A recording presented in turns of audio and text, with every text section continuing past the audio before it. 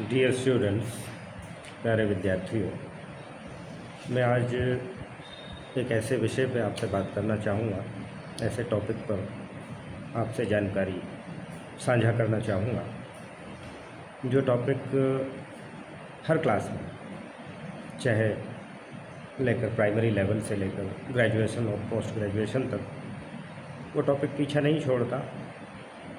वो आता रहता है हर एग्ज़ाम में, कॉम्पिटिटिव एग्ज़ाम्स में भी वो आता है और हमारे एकेडमिक एग्ज़ाम्स में तो वो आता ही है, जिसको हम जानते हैं अनसीन पैसेज के नाम से। अनसीन पैसेज का मतलब ये होता है, डियर लर्नर्स, कि वो पैसेज हमने कहीं पहले से ना पढ़ा हो, हमारे जाने माने चैप्टर्स में से ना हो, जो चैप्टर्स हमारी बुक्स में हैं उनमें से ना हो करके वो किसी भी टॉपिक पे कहीं बाहर से होता है और उसको हमें एग्ज़ाम में अटेम्प्ट करना होता है। लेकिन प्यारे बच्चों, उस पर कुछ चीज़ों को अगर हम ध्यान देंगे तो उसको करने में हम सफल हो पाएंगे, नहीं तो आमतौर पे हम उसमें बहुत सारी गलतियां करते हैं। और मेरा ये मानना है कि उन गलतियों से बचने के लिए आज हम आपसे कुछ जानकारी साझा करेंगे। उन बातों पे अगर आप ध्यान देंगे तो उम्मीद है कि आप लोग उसको आराम से कर पाओगे। कोई झिझक नहीं, कोई घबराहट नहीं, कोई परेशानी नहीं, बड़े आराम से चीज़ें हो जाया करती हैं। हाँ, तो अब मैं मुद्दे पर आता हूँ, अनसीन कॉम्प्रीहेंसन। तो अनसीन का मतलब तो है अनदेखा और कॉम्प्रीहेंसन का मतलब है समझ। और आपसे यही चाहा जाता है एग्ज़ाम में कि आप लोग दिए गए टॉपिक को, दिए गए कॉम्प्रीहेंसन को, अनसीन पैसेज को कितने अच्छी तरीके से समझ रहे हैं। हम क्या करते हैं, हम कई गलतियां इसमें ये करते हैं कि हम उसको पढ़ना शुरू कर देते हैं, ध्यान से नहीं पढ़ करके मोटी मोटी चीज़ों को अंडरलाइन कर लेते हैं और हर प्रश्न के जवाब में एज इट इज़ अंडरलाइन किए गए हो उन लाइन्स को हम उतार देते हैं, जो कि सबसे बड़ी गलती है। उसका कहीं का कहीं अर्थ पहुंच जाता है और वो चीज़ें गलत हो जाती हैं।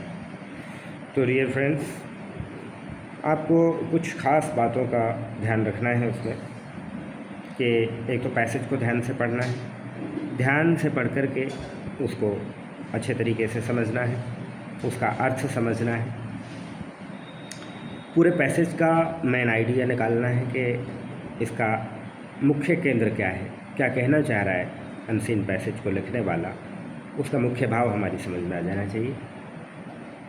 और पैसेज में जहाँ जहाँ इन प्रश्नों के उत्तर हैं वहाँ निशान तो लगा सकते हैं, लेकिन फिर भी अपने दिमाग से सेंटेंस को ग्रामेटिकली ठीक करके उसका जवाब हमको देना होता है।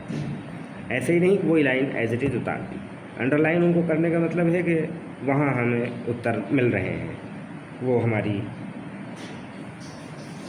उससे मेल खा रहा है, आंसर हम वहाँ से दे सकते हैं, तो वो ठीक है। लेकिन उसमें कुछ मॉडिफिकेशंस और बदलाव हमें ग्रामर के आधार पर कर लेने होते हैं और टेंस के आधार पर कर लेने होते हैं।